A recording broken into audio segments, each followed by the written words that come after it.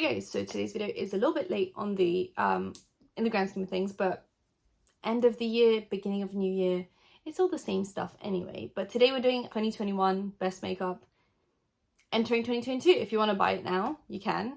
So this is my favorite makeup from 2021 that you can buy going into 2022 if you want to.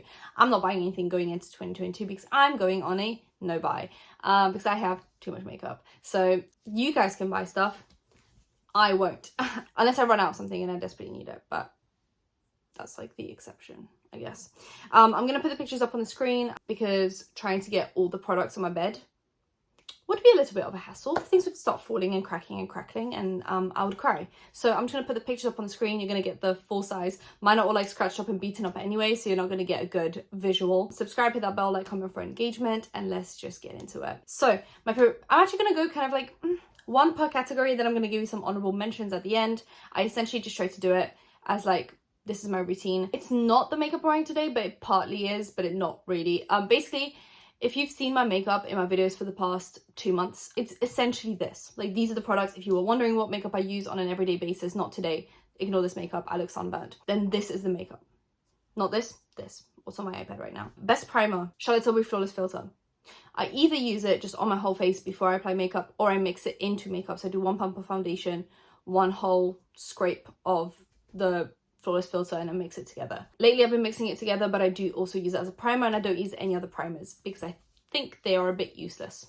Unless it's the Milk Hydro Grip, which was my favorite, I believe, last year, so I'm not going to mention it again, because I actually did not use it this year pretty much at all, because I just didn't have it, and I didn't repurchase it, and I used the Flawless Filter. So that's the favorite for this year. Last year, technically. Favorite foundation, we're going back to basics. We're going back to last year, I believe. Charlotte Tilbury Flawless Airbrush Finish Foundation. Airbrush Flawless Finish? Airbrush Flawless Finish. My favorite foundation of all time. I was trying to finish the Pat McGrath one this year, and I struggled a bit. I think it's a nice foundation. It's super like thin and natural and all good things, you know, like that. But it's a little bit too thin for me. It's a little bit too watery. I think it sits on the face a little bit, like it sits on the skin rather than soaking in. Sometimes I feel like the thicker foundations just sit a little bit better because they almost just like sink in because they're so heavy, but the thin ones just kind of like slather out on your skin. So what I've been doing this year is mixing in 1 pump Pat McGrath, 1 pump Charlotte Tilbury, or half however I'm feeling, and that seemed to be working. So I've now mixed them into 1 bottle just so I can get through it. So that'll be my foundation for the next few months. But yeah, my favorite foundation is the Charlotte Tilbury one. Whenever I use it on its own or mix it with other things, it just looks impeccable. It looks amazing, it looks great. It's my favorite foundation of all time. I have now made that very clear to myself. Like, I don't really feel the need to buy different foundations or try them out because this is the foundation I enjoy. It looks good. Then my favorite concealer of all time, Pat McGrath Labs Concealer. It is by far the best concealer I've ever used. It's the most universal, most like, I don't know, it's full coverage, it's got a good finish, it's not shiny, it's not matte, like crackly dry, it's great in between, great color selection, it's a doe foot.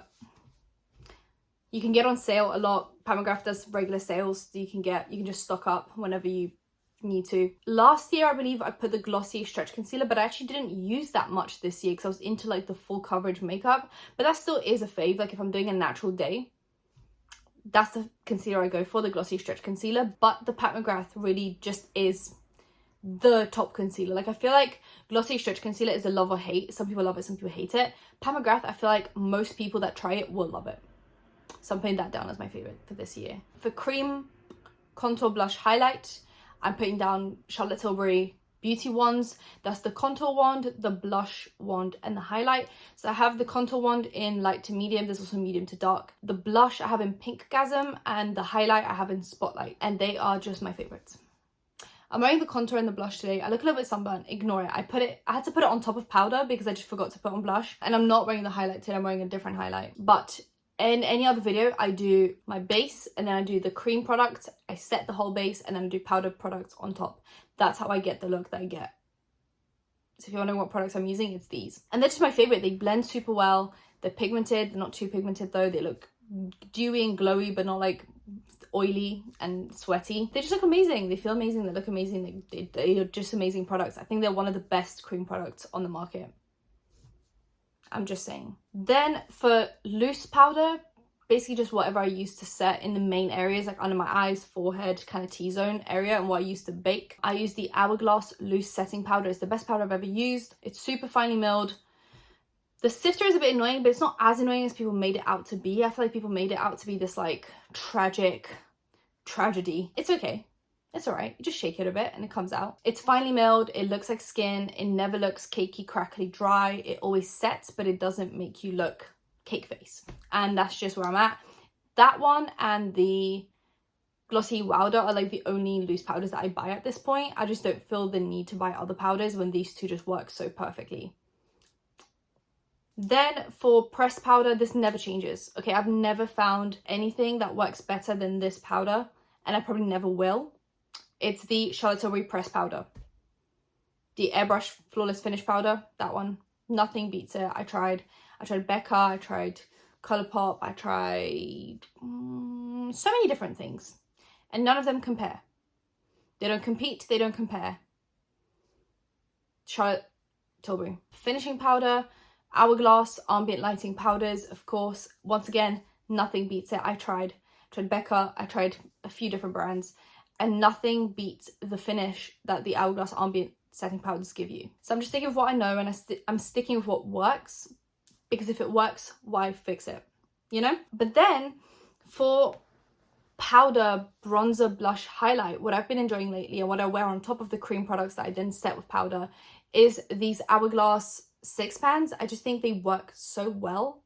The formulas from Hourglass when it comes to powders are so beautiful, so finely milled, so blendable, and then you get them in this nice 6 pan that you can like travel with, but also they're just like smaller sizes, less intimidating, like you can get through them a little bit quicker, and you get just a few products to try. Amazing. I'm right now using, so I finished the Ghost Edit one and I'm using the gold one now that came out I believe last year, and it's amazing. The highlight is the Hourglass one from the palette. It just works so well. It blends well. You can blend it away or you can blend it on. You can blend it in. If you overdid it, you can just undo it a little bit. But if you undid it, you can overdo it if you want. I'm now talking a lot of gibberish, but they're so just malleable. They just work with your face. Okay? And I think they're a good deal. I think buying bronzer, blush, highlight from Hourglass separately, plus the powders, can get a little bit pricey. But then you get it in this 6 pan and you can try all of these products for a lower price tag, and I just think it's super convenient. Setting spray, the one and only Charlotte Tilbury Airbrush Flawless Finish setting spray. That whole range of makeup is just it just does something to me and my face. It keeps my makeup on like nothing else in the world, and I just love it. It's long wearing, it's amazing, the scent's nice, it dries quickly, but it doesn't dry out your face. It doesn't make it feel like you've got like cling film on. It's amazing. But then for a dewy mist, I actually went with something that's more skincare, because I just think it works really well, and it's the Glow Recipe mist, the watermelon mist. I think I had it in my last year's video as well, and it just works well. Realistically, you can use that skincare, you can use it after makeup. Just be careful to not overdo it or it will start melting your makeup off, because there is a layer of oil on top that you have to like shake. So just be careful. But it adds a beautiful dewy mist. It never leaves droplets because it's a fine mist. Smells like watermelons. I see no issues with it, actually. Then for brows, I have a new routine and it works really well. It's what I have on my brows right now. Glossy Brow Flick in the shade Blonde. I used to use brown and it was too deep for me. I have deep brows. I have pretty deep brows for the shade of my hair.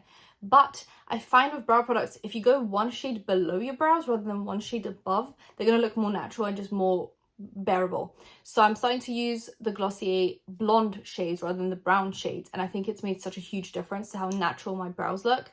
Before they were just a little bit clunky, and then instead of brow gel, I use the ABH Brow Freeze, which I think is amazing. I've never got along with brow soap, and some super hold gels are just, they just crackle around the edges and you look like you've got dry flaky skin around your eyebrows, aka dandruff in your eyebrows. But the Brow Freeze is super malleable and soft, and it just never dries down completely, but it dries down enough to hold your brows in place. It's a great product. I hope I sold it well to you guys. Then for eyeshadow, this Charlotte Tilbury Quad, I use that pretty much daily. I'm not wearing it today, I'm sorry, but I wear it pretty much daily. In all my videos that you see me recently, that's the one. So I use the Charlotte Tilbury Pillow Talk Quad, which is also another fave of mine, but I just don't know if it's as worth the money as this one. But this one right here, I use that super sparkly shade all over the lid, and then I use the shade next to it as the inner corner highlight, and then I might use the other shades to deepen up the look if I feel the need to. But the Pillow Talk quad with that quad together is just my dream combination. It's amazing.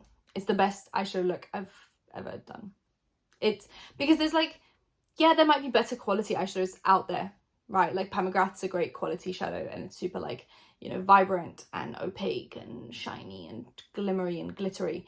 But this one just makes me look pretty. Like if I want to feel pretty and I want to know that like I have a guaranteed good look, that's the combination I'm going for. And that's why it's my favorite for this year, because I've used that palette to death. Both of those little quads, I've used them to death. There are dips in the shadows now, and that never happens. Then we have the Charlotte Tilbury shadow stick, which I have on today actually. Just this gentle pink that I've got going on. It's this Charlotte Tilbury shadow stick in the shade Pillow Talk.